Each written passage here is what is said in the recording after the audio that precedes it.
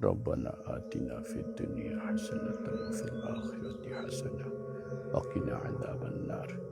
رب ارحمهما كما ربياني صغيرا سبحان ربك رب العزة عما يصفون وسلام على المرسلين والحمد لله رب العالمين السلام عليكم يا أهلكم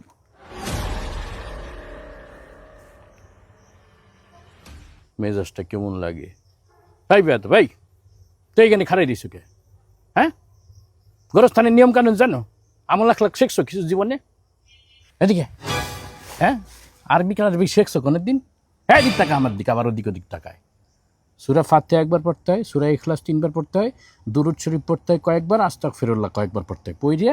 দোয়া দুরূদ পড়িয়ে এই দোয়াটা যে আমল করলি এটা প্রথমে আমাদের প্রিয় হাবিব সাল্লাল্লাহু আলাইহি সাল্লামের রওজা মুবারকে বক্সাই দিবি তারপর পৃথিবীতে যত মুমিন না শুয়ে আছে কবরে সবাইকে হাদিয়া পৌঁছবি তারপর তোর বাপ মা আত্মীয় স্বজন যারা কবরবাসী হয়েছে তাদেরকে বক্সাই দিতে এটা হলো নিয়ম তুই এসে সেদ্রাই খারাই দিয়েছে এমনি বিয়াদব জনি কথা আমল কার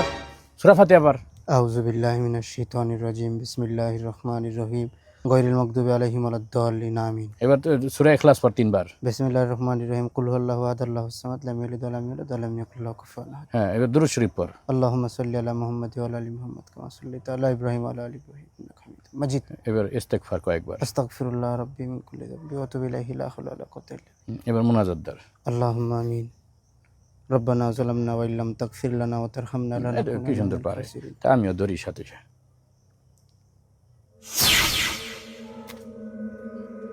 ঘটনা কি মুনাজাত শেষ করে না কে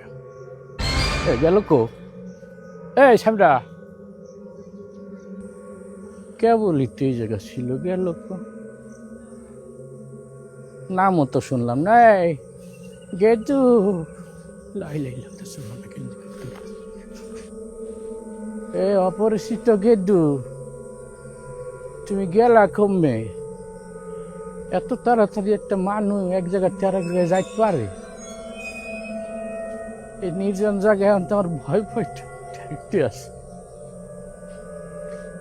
গেদু লাই লাই লাগতে শুনলাম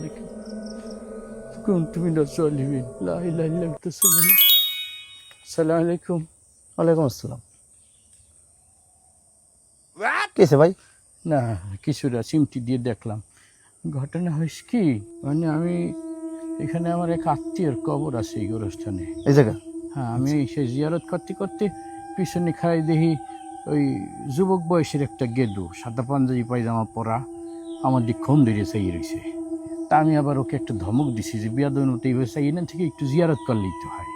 তোকে আমি কবর জিয়ারতের দোয়াটাও শিখাই দিলাম দেখলাম ও নিজে নিজেই সুন্দর পারলো আচ্ছা তা ও মোনাজাত ধরলাম আমি ওর সাথে মোনাজাত ধরলাম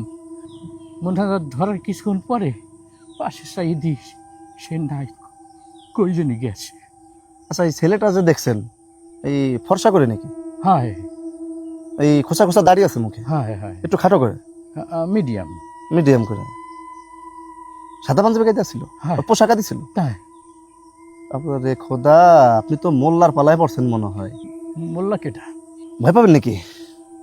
না ভয়ের কিছু নাই মোল্লা হইতেছে যে আমাদের এই কবরস্থানে বাপ দাদার মুখে শুনছি এই কবরস্থানে একজন জিন আছে 200-300 বছর ধরে এই জায়গায় থাকে মাঝে মাঝে কেউ কবর জিয়ারত করতে আসলে তার সাথে ওই সালাম মুসাফা করে আর কি তা আপনি কি মোল্লার পালায় পড়ছেন চট থাপড় দিচ্ছেন নাকি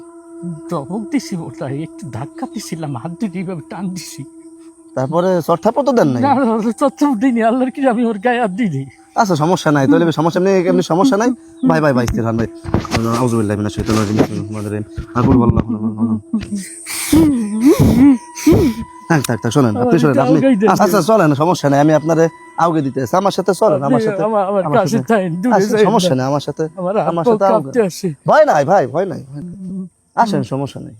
ভয় নাই টেনশন নাই আমি এই জায়গায় দেখলাম পোলাডারে ও ভাই ভাই আপনি গেলেন কো ও